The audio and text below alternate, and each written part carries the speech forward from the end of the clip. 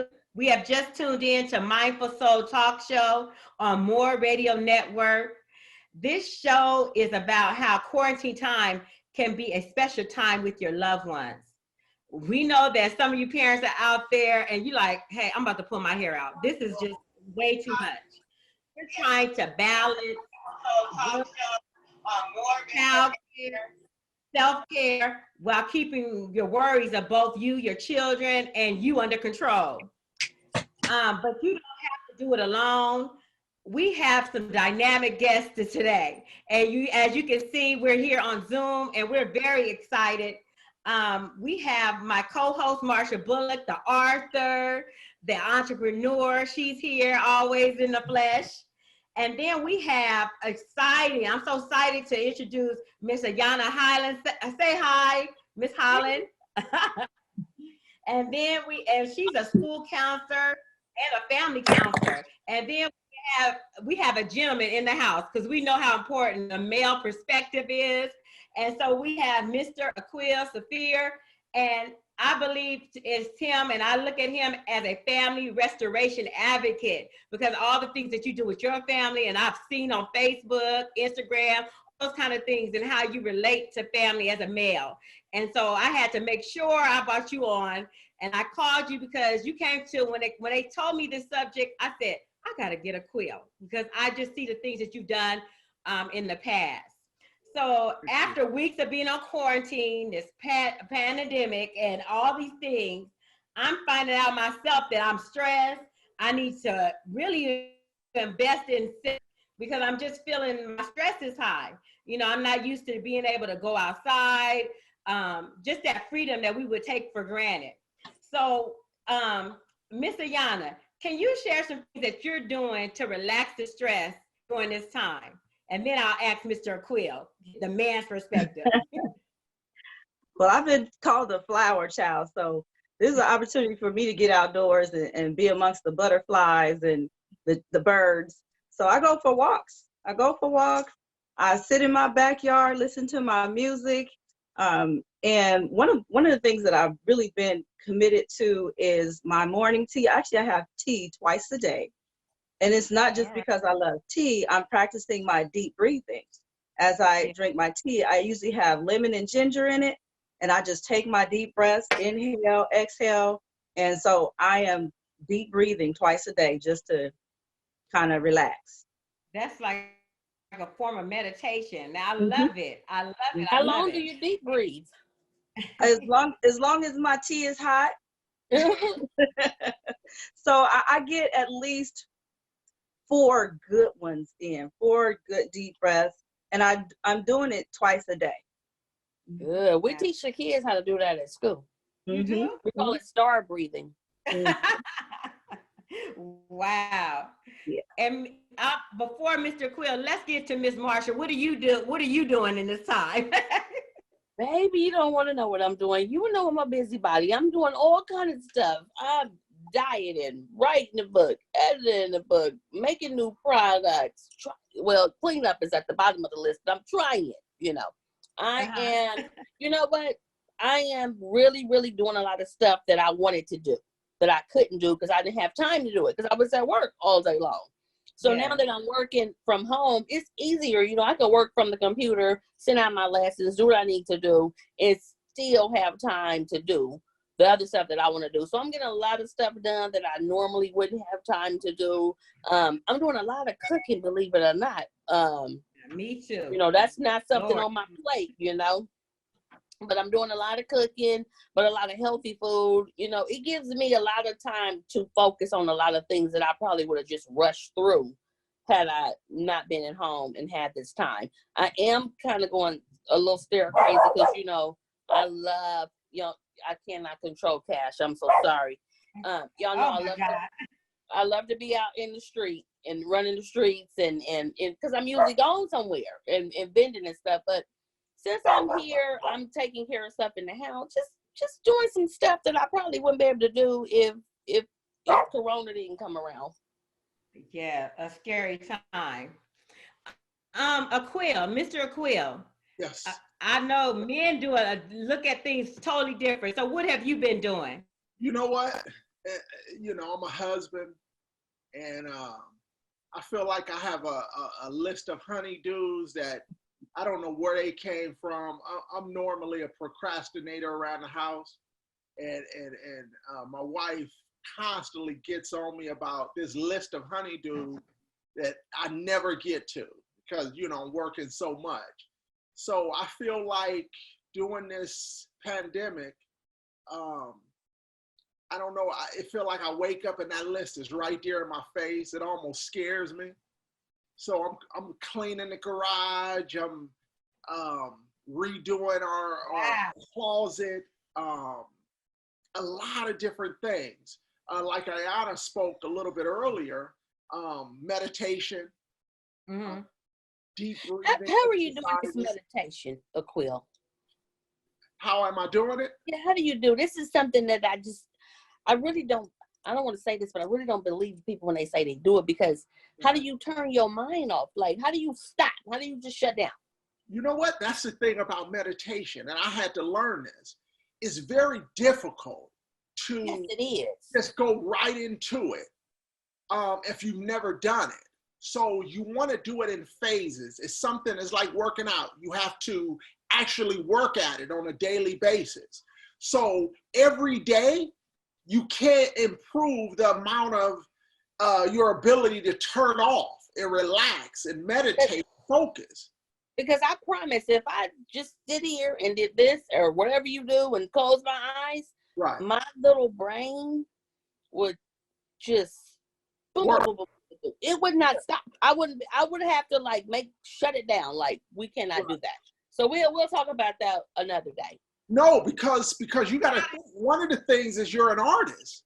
You know, I cannot close. If I did this and like close my eyes and sat still, it's one or two things is gonna happen. I'm gonna fall asleep because my eyes are closed, or my little brain is just gonna start blah, blah, blah, blah, blah, and then I'm gonna have to go get a pencil and a piece of paper and start writing stuff down. I just can't do it. I'm like, I don't believe them.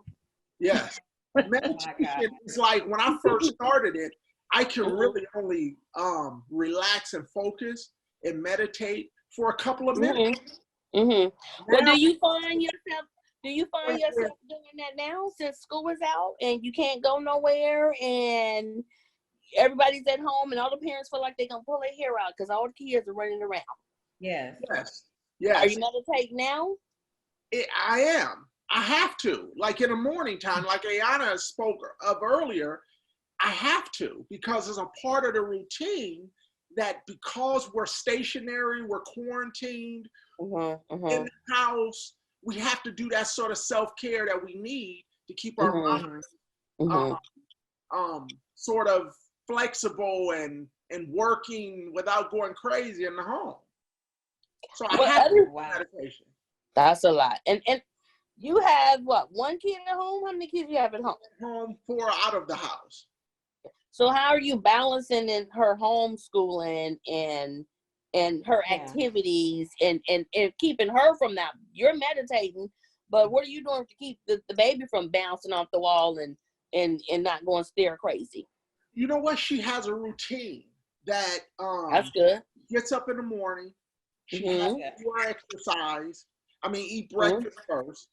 She has to do her exercise. We actually enrolled her into a math academy.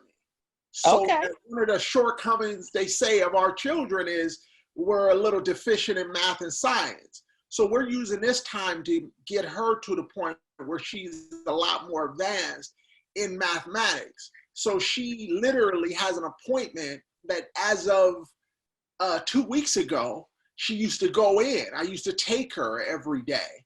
But now it's online, so she has a one-on-one instructor in mathematics that she does at 1 o'clock. So before that, she has to do her exercise routine where she runs around the neighborhood, push-ups, whatever. To do the physical part. A lot of people have read it that you make a schedule. Did you make a schedule for your daughter? What did you do? You know what? Regina came up with all of that. I don't even want to sit here and act like, I'm that stuff like that. You know what I mean? It's like, I'm horrible at stuff like that. But I have a wife that literally gets, you know that honeydew list that I'm talking about? Taking care of the kids is on that list because I'll forget. It's like, you're 12, right? Take care of yourself, you know, get a job, do something. So, you know, I have to remember that. What can you guys recommend? Seriously, I know that when we get back, but can we kind of elaborate? Like some people, it's like they're getting like they're not used to being they're at home with their kids 24/7, and you're feeling like okay, then you're telling them to do homework. Some of the stuff like with the Common Core, all these new activities have in school, parents aren't familiar with. Then on top of that, trying projects that you may, so you're feeling overwhelmed. Miss Yana, what can you tell listeners to figure out what can they do to make life easier for themselves? Well, one of the things that Quill already mentioned is creating those schedules. You have to remember, kids are used to being on a schedule all day at school. So reestablishing that in the home is going to be important. Of course, you don't want to make it a 6-hour schedule because that would be way too long in a home setting. But them knowing what's expected really helps them to calm down and not be so stressed and anxious. Same thing with the parents. You know, if you're trying to work at home, set a schedule and set some boundaries. So, you know, if you say I work from 7 to 1, that time needs to be slotted just for that. And then you set boundaries and say, I don't work after that. And set those expectations with your kids. Let them know, hey, you know, I'm working at this time. I expect that during this time, I won't be interrupted, or, you know, you just set schedules and explain them to everyone, set expectations so that it reduces anxiety in general. And two, you know, some of the parents may feel like they're doing it alone, but really the counselors and the teachers are available to them in many platforms. There's platforms that the teachers and counselors are available on, Schoology, Google Classrooms, Remind, and parents can access those so they can get the additional support that they need. I think that knowing that might reduce their level of anxiety too. Also, keep in mind, we're in a crisis. So you want to make sure that you're not setting your expectations higher than you should right now. Do what you can. People will understand. Also, being informed about what's going on with the district will reduce the level of stress and anxiety. So I really tell parents, you know, access the district websites.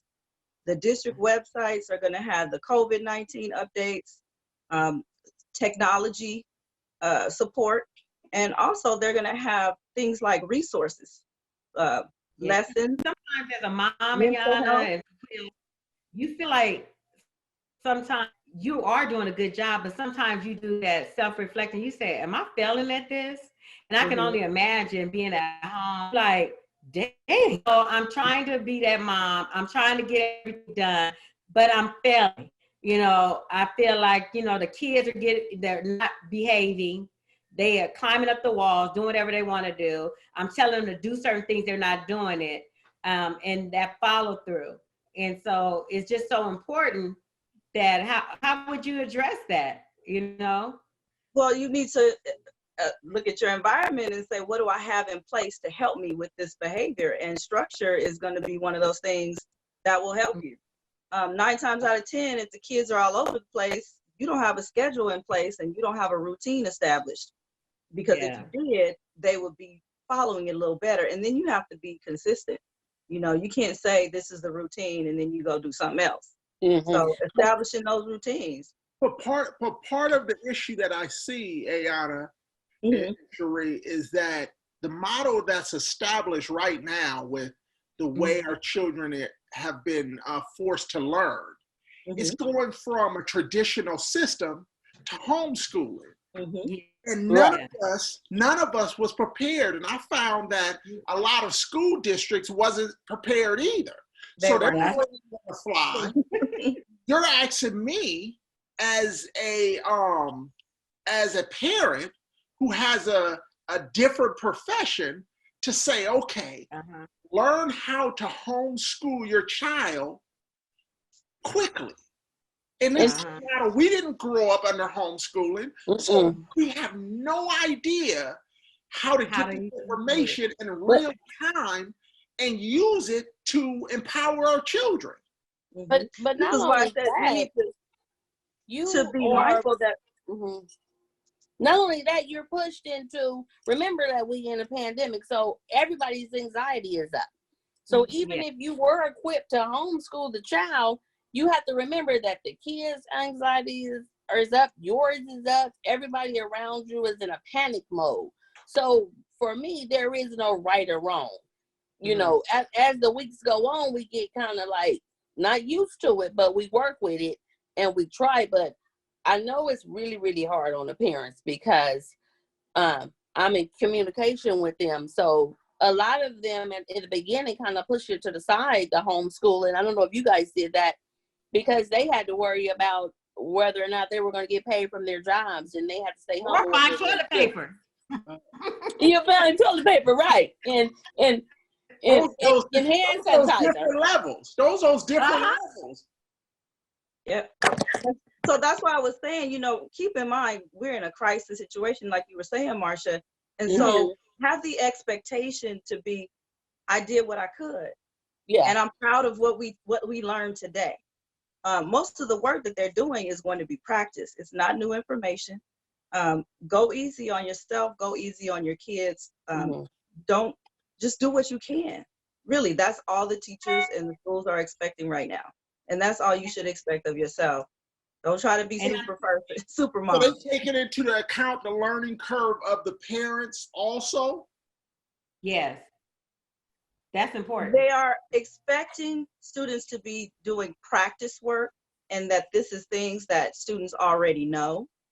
So they're expecting the kids to be able to take what they already know and retain and continue to practice the skills that they already have. So let me ask the question. So we're at home, you're homeschooling your kids, you're at home with your mate, your husband, your wife, whoever you're at home with, they're at home all day. How are you two, Miss Ayana and Mr. Quill, keeping your romance alive at home? Because sometimes that kind of dies when you got kids running around all day and everybody is irritated from just looking at everybody all day.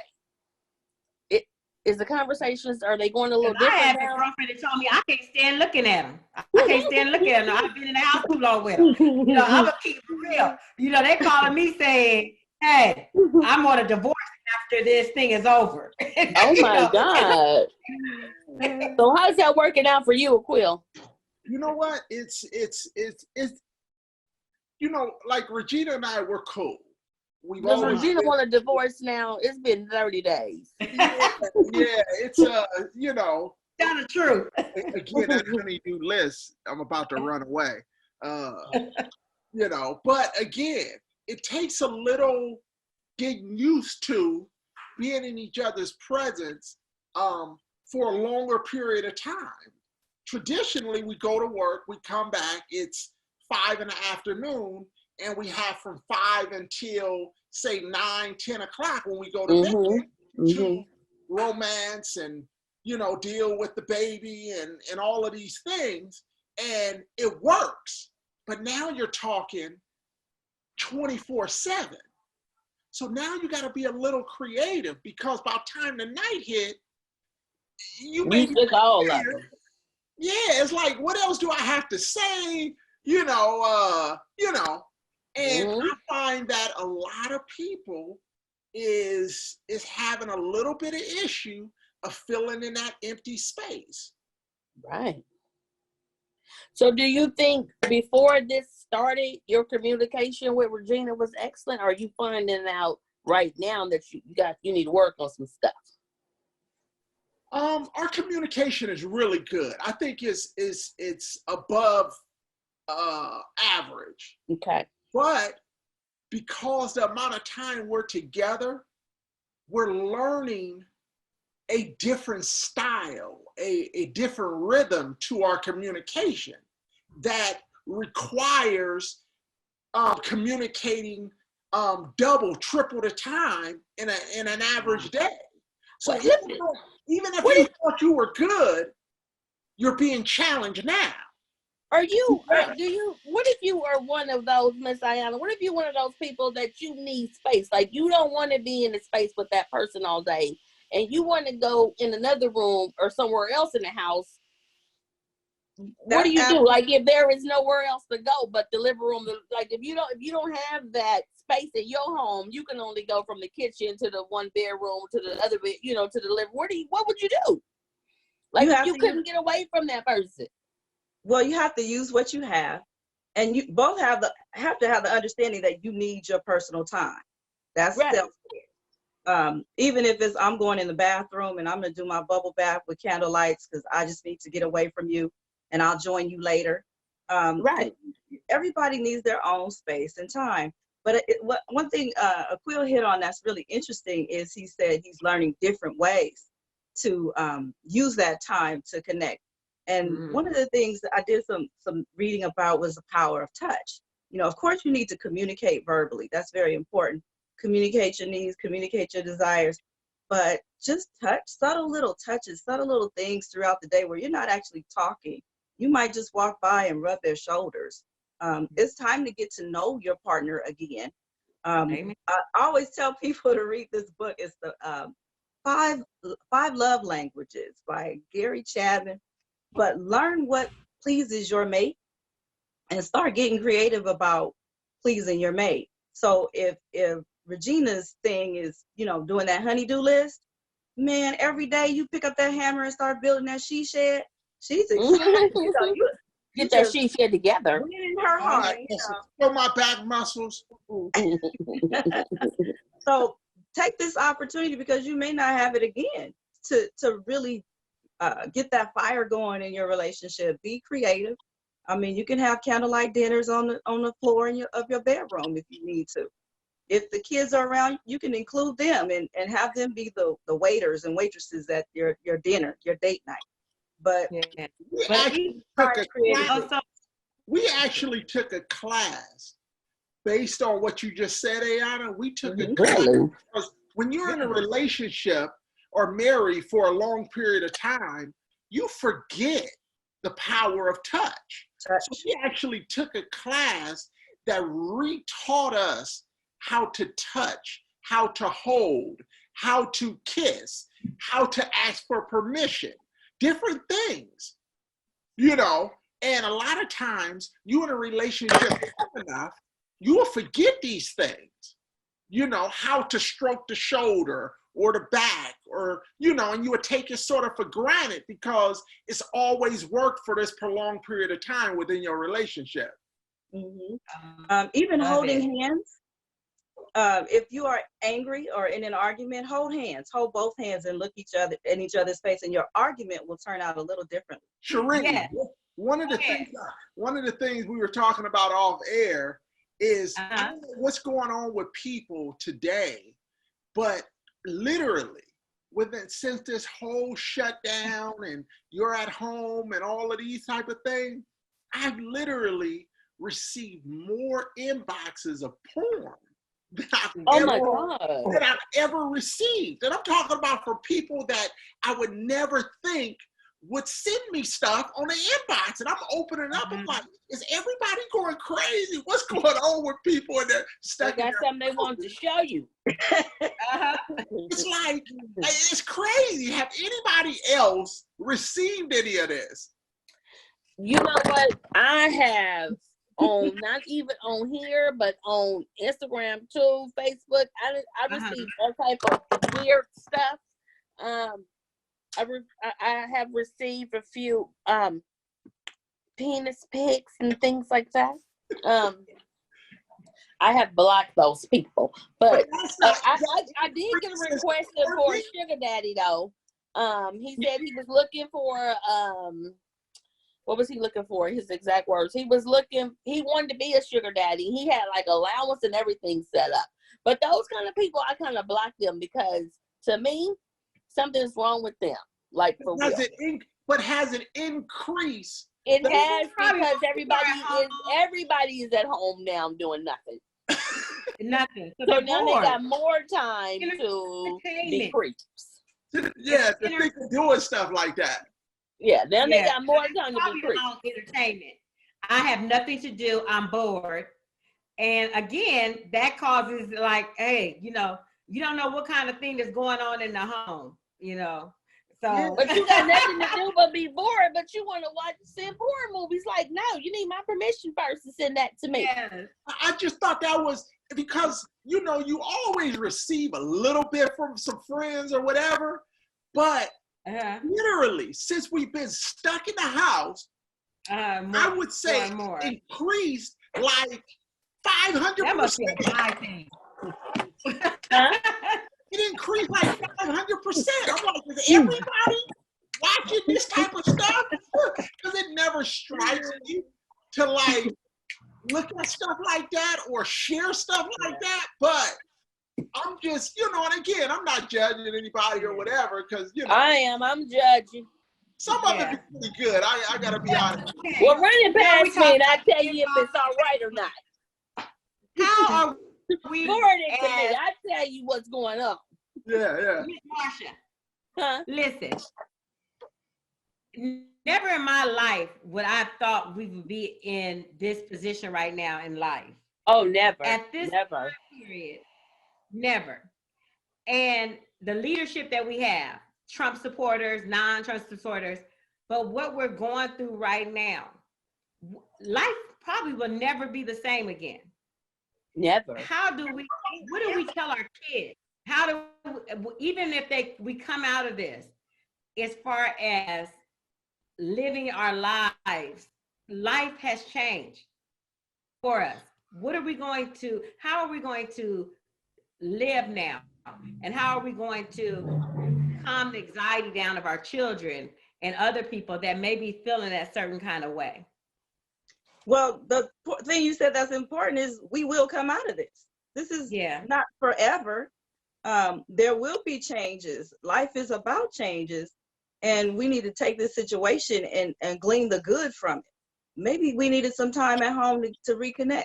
Maybe we needed this time to isolate and not be out in the streets. What can we learn from this and how can we be better? That's my thing is, this is an opportunity to grow and be better, not the same, better. And that's the frame you have to give it to your kids in, it's part of life. I don't think it's healthy to allow your young children to watch the 24-hour news cycle of everything that's going on. I think we have to sort of monitor and filter, but educate, making sure that they're aware of how to socially distance, how to, what safe equipment, goggles, masks that they should wear, not to shake hands, because it's a different time. So we have to understand, regardless of the age, that we have to do educate. That's good. Mm-hmm.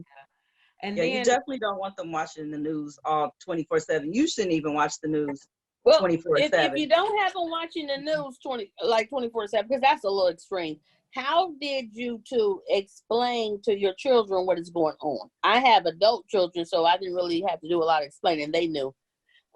They watch the news. They get, information.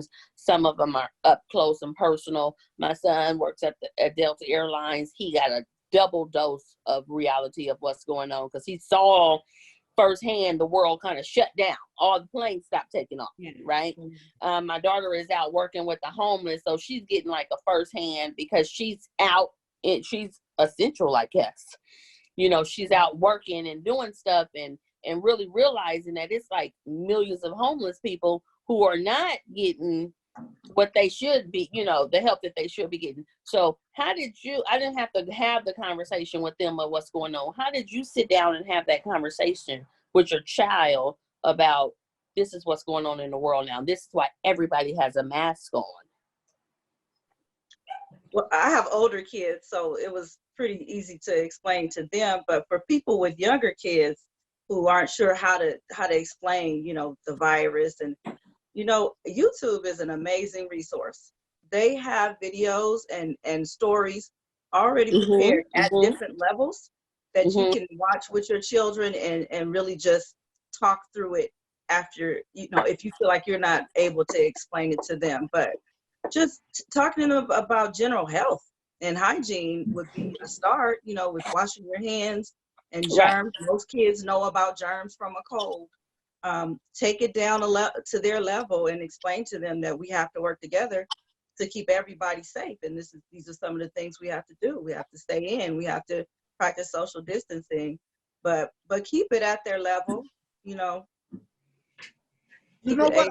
I typically encourage people to have conversations with people in the village that may be more educated on this subject.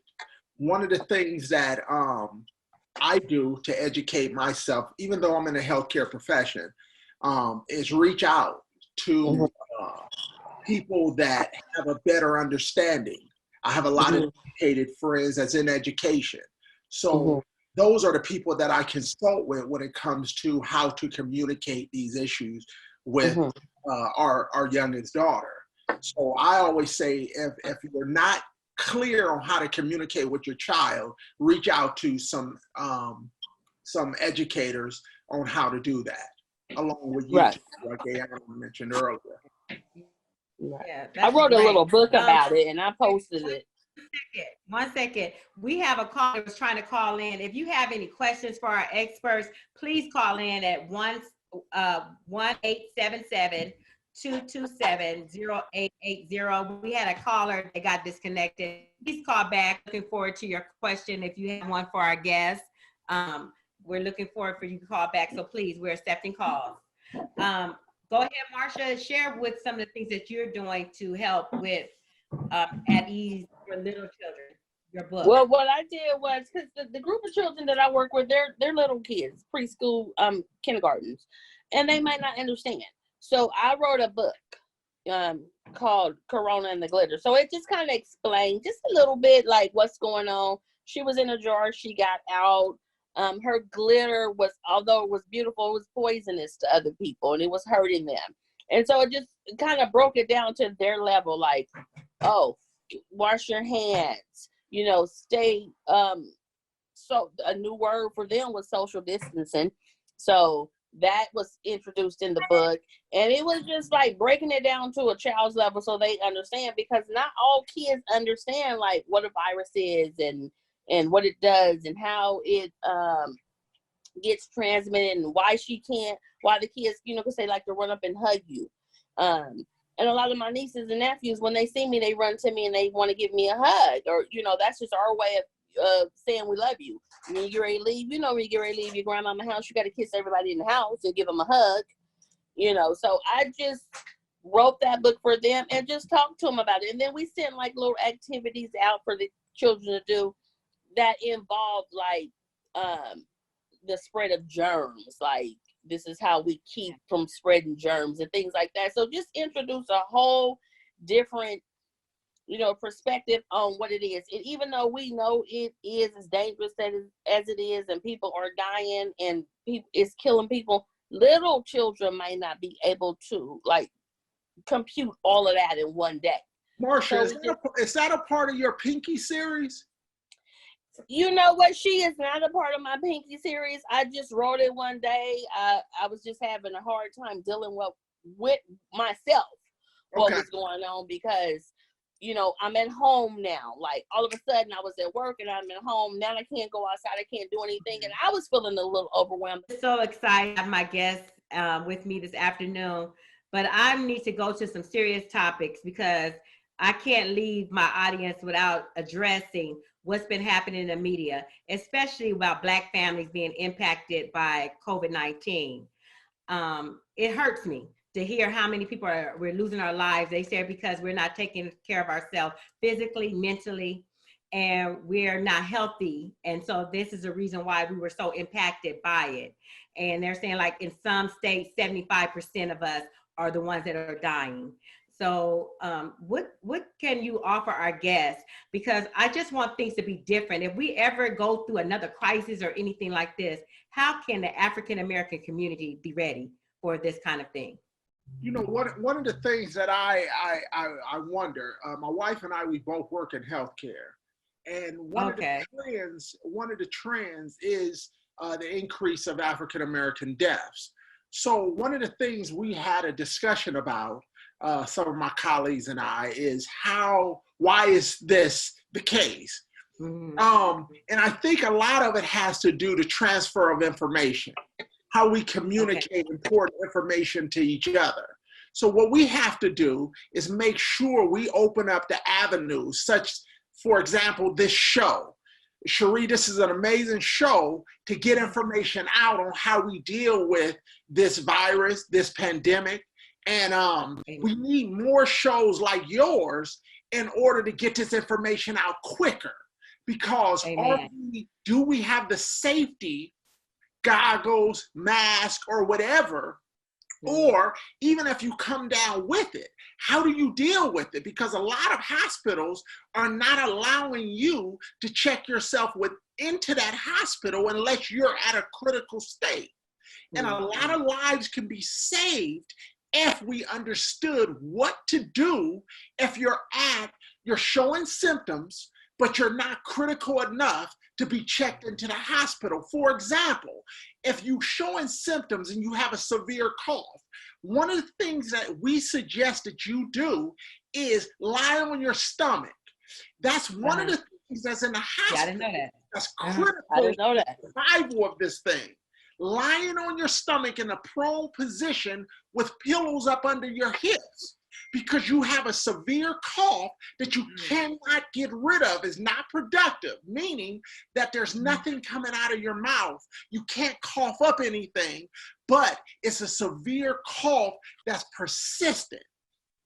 Get on your stomach, lie on your stomach the majority of the day. In the hospitals, some of our patients is on ventilators and they're on their stomachs like 16, 17 hours a day. You're not there, that's why you're at home. But in order to fight this thing, you have to have this information about lying prone position on your stomach as much as possible throughout the day. The second thing is you must do like Ayana said earlier, you must force yourself to take in air.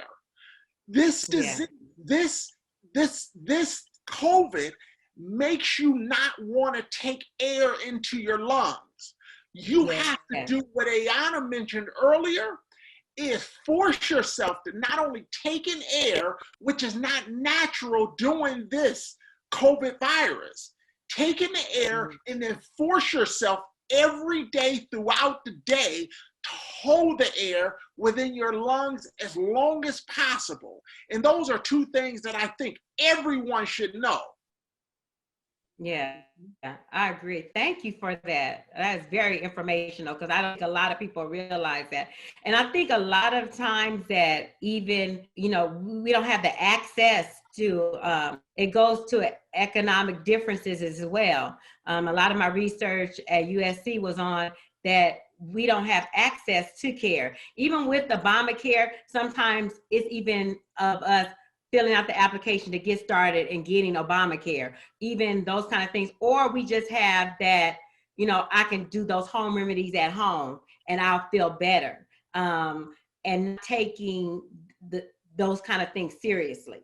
If I, how can we, like you said, get that communication across that also is the medical field going to take us serious? Is what I want to say when we're saying that we're having those kind of symptoms. We have a lot of things where medical professions, different doctors feel that African Americans are not having the symptoms that they're having, and they'll send them home and transpire that they get sicker and they wind up dying. Through this crisis, we are that. And remember, when you check yourself into the hospital, you die alone. That's what a lot of people don't understand. This is why this information is critical. It's critical because I don't know if it's necessarily access to medical care, or could it be cultural? Like the male culture, we don't go to the hospital until our arm fall off, until our heart Mhm. out of our chest. Whereas women typically go to the hospital for everything. So it may be Yes. a cultural, male culture, female culture thing, as far as how we tackle this thing. Ayana, what is your perspective? Well, one of the things that I think is very important is that we emphasize to our community that, you know, we are not untouchable, and we have to take things seriously when these Because when remember, these we things didn't happen. get, we were supposed to get coronavirus. We didn't. Oh, that's Right. we ain't getting that. Right. And you know, just to see, even when I've gone to the stores, I've seen young African American girls, they're in the store with not even a mask. Now it's required, but I had to pull them over like they were my nieces and say, where's your mask? Where are your gloves? Yeah. But we have to emphasize health to our families and let our communities know that, you know, we can't joke around when these things happen and have parties and be irresponsible with our health and also our community members' health. We Right. just can't afford to do that. And I was, that type of thing, it just disheartens me so much because I can't believe that people would do those things. But I think if as a community we start to say, no, we're serious about our health. We're gonna make some changes. This is a good time this situation has put a magnifying glass on the health in the Black community, because the people who are more predisposed to death are the ones who have diabetes, high blood pressure, and all these pre-existing conditions. Mhm. And if it's hitting us more, that says a couple things. We have this more, and we need to make some lifestyle changes coming out of this. And also, Cheree, you mentioned the socioeconomic disparities that impact things like diet, that impact things like access to medical. Because I'm sorry to say, So, there's not Sprouts, there's not healthy food choices when I go into my community. I see hamburger stands, liquor stores, but when I go, I have Taco to drive stands. far away to Sprouts and Whole Food stores. Even though they're very expensive, there's certain things that I don't have a choice because I don't have transportation for our own people. Some of the stores are not giving us healthy choice. They have a little section sometimes, but as overall, you have to drive out to even get certain healthy food. and this is where that village mentality, that the establishment of a community is going to be so important, because maybe there is a little local store that we don't know about that has healthier options, and it may not be the big Ralph's. It might be some other store, or maybe there's people in our neighborhood that are growing things in their backyard. Right. We have to be different after this. If nothing else, we have to That's grow. a good the neighbor growing food, because I happen to live by a neighbor who grows food and who has a lot of things in her little shop that can help us with our immune system and things like that. And luckily, she's always on Facebook, you know, showing you and telling you what you can do and what you can take to be healthy. But I think coming out of this, everybody needs to watch their diet, watch what they eat, build up their immune system, and be ready. Because my question is, like, what's going to happen next flu season, or when this all goes away, but then it's going to roll around again. Like when allergy season rolls around, it attacks me bad. So what's going to happen next year because I don't think this is going away no time soon. Like it may, you know, die down, but then it's going to spark right back up. So we need to be more prepared for that. Like what we're going to do next time. How we value those people, Marsha, that grows the vegetables in their backyard. We didn't necessarily value those people. We like, not at first, no. Go to right up the street. But now this has taught us that those people that was growing vegetables, learning how to, you know, build their immune system up. And I was speaking, shoot guns, stuff like, you know, gun safety, grow vegetables. All of those people were actually ahead of the game instead of behind. But we didn't understand it until So right now. Yeah. I'm like, teach me how to grow some vegetables. And then also just learning different ways. How do you become vegan? how do you make proper it's hard choices? to How do. do you cook differently that you're not, another way? I didn't know recently until I got an air fryer. Oh, maybe that's more healthier. With maybe how different recipes. That's why I like the restaurants, some of the vegan restaurants in Inglewood. I've been going to those, just trying them out, those kind of healthier choices, let alone just even understanding the importance. We need to start teaching our families at a younger age. Don't you agree? About health, instead of we start having the elements later on, and then we say, oh, we better start walking. It's like everybody, when we get 40, my knees started hurting, so it's a different way I'm approaching. Well, I better pay attention to that. I think we need to, our generation, we were passed down like the soul food recipes, this is how you make potato salad, this is how you make a pound cake, all those good stuff. Those are good things that came from our past. But I think we need to start teaching our children, like, those things are okay sometimes, but we don't want to eat like that every day.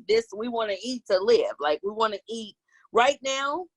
You couldn't pay me to put anything in my body, and I call them power foods, that wasn't going to be powerful for my body. If my body couldn't extract anything from it and get the vitamins or whatever needed, I'm not going to eat it. So, and I think that's a lot of where we came into bad health at, because a lot of us suffer from high blood pressures. We're diabetic, and I'm not diabetic. People are diabetic and things like that because we'd never learned how to eat correct. Mm-hmm. And also, the diet too is extremely important, but our lifestyles in terms of entertainment, like, how often do we go on bike rides or go for walks along the beach? Like, I go do some things and I'm like, okay, where are people at? I'm here. Well, I've been riding my bike for the last 2 months, and I'm an expert bike rider now. On the helmet. But we need more active lifestyles. Right. We tend to go out and we want to spend a lot of money. Don't knock it. I love concerts. I'm a concert goer, but maybe we need to invest more in more active entertainment where we're doing things that are good for our bodies, that are going to build us up. And we're doing it as a community, because the more it becomes a community thing and it becomes, I hate to use the word cool, but if we make these things the norm and we make these the things that we celebrate and we shine the light on, then maybe our kids will see it and say, oh yeah, I'm gonna go ride my bike instead of sitting at the park on the bench, smoking or whatever it is. Instead of playing my PlayStation all day. Right. And those things change culture. When our kids see us doing these things that you suggest, Ayana, it changes culture. It changes the cool bar within our community. The eating. To me, this is what social media can be good for, is sharing these type of ideas, great ideas with each other. Quill, we're about to sum up our radio interview. Can you share some of the things that you're doing with our families, that share about your weekend that you do? Well, we started a weekend, family fun weekend, 11 years ago, where we're trying to promote and reinstitute family within America. In the 80s, because of the whole crack epidemic and what happened with the African American family, the family structure broke down. So this was my wife and I's plan to try and make family cool, so that Black men, Black women can be reintroduced to ourselves and really take on the idea of maybe working together can be a viable thing for us. So Family Fun Weekend, Los Angeles, you can check us out on our Facebook page. We're trying to do this thing. We started out with 6 families. We have over 75 families that attend every year now. Okay, give us Ayana and Quill. How can our guests get in contact with you? I can be reached at AAYASHE2 at AOL.com. Ayashe2 at AOL. Quill, how can our guests get if they want to participate? Family Fun Weekend has a page on Facebook, Family Fun Weekend Los Angeles. You can contact there. You can ask to join the group. We ask for references. to make sure the group stay a healthy group. But you can always contact me on there, or my email address, rsafir@yahoo.com. Okay, I love you guys. Stay safe out there. We're going to make it through this crisis. And I want to thank my guests again for being on here. Love you guys so much. Thank you so much. Marsha, show us your book. Thank you. Real quick. Thank you for supporting us. Thank you. Show your book. Thank you. Great show, guys.